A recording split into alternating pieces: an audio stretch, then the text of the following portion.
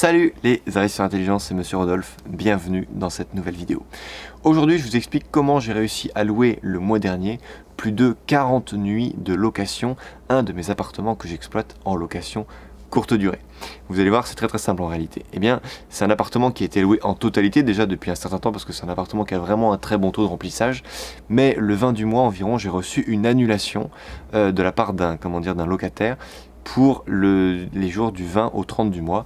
Et moi du coup, qu'est-ce qui se passe dans mes conditions générales de vente? Lorsqu'on annule la veille pour le lendemain, il n'y a aucun remboursement qui est possible. Donc, dès que l'annulation a été faite sur le site de Booking, Booking a remis en disponible la location de l'appartement.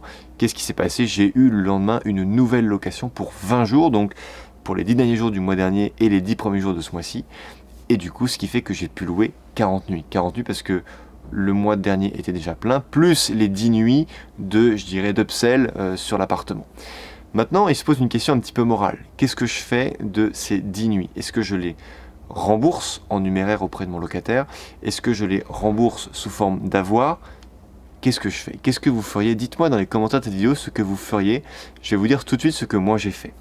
Ce que j'ai fait, c'est que évidemment, j'ai remboursé ce locataire. Il faut savoir pourquoi je l'ai remboursé. Je l'ai remboursé parce que c'est un locataire qui vient de manière très régulière. C'est une personne qui ne vient pas en vacances. C'est une personne qui travaille dans le secteur et qui est souvent en déplacement. Et j'ai calculé en cumulé, il m'a loué plus de 90 nuits, ne serait-ce que sur l'année dernière. Donc c'est une personne qui est fidèle, qui va revenir. Si je ne le rembourse pas et que je lui dis écoute, tant pis pour toi, mais t'as perdu presque 1000 euros, hein, parce que je suis à 100 euros la nuit sur cet appartement-là. Je suis sûr et certain qu'il ne reviendra plus jamais. J'ai bien plus à perdre à ne pas lui rembourser qu'à lui rembourser. Au contraire, je renforcerai mes liens, un petit peu commerciaux et relationnels avec ce locataire régulier et fidèle en le remboursant. Donc évidemment que je vais le rembourser. Et donc sur le mois dernier, quand je vous dis qu'effectivement j'ai loué 40 nuits, sauf que je vais le rembourser des 10 nuits. Donc en vrai, je vais toucher l'équivalent de 30 nuits. Je suis quand même intéressé pour savoir ce que vous pensez de ma façon de faire. Dites-moi dans les commentaires ce que vous auriez fait à ma place. En tout cas, il est vrai que si c'est une personne qui vient ponctuellement, qui ne reviendra peut-être jamais, qu'est-ce qu'on fait? Est-ce qu'il faut quand même négocier?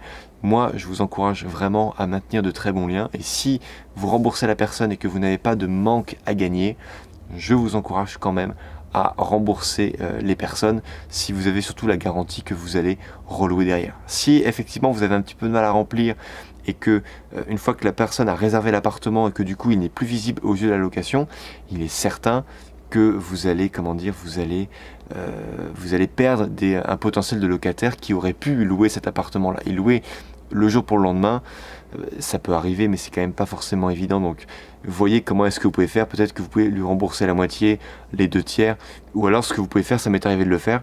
Je lui dis, écoutez, moi, je vous rembourse en fonction du nombre de nuits que j'aurais réussi à reprendre. C'est-à-dire que si la personne avait réservé pour 10 jours et que je mets 3 ou 4 jours à avoir une location de 5 ou 6 jours, eh bien, je le rembourse la totalité, moins les 3 nuits que je perds à cause de son annulation.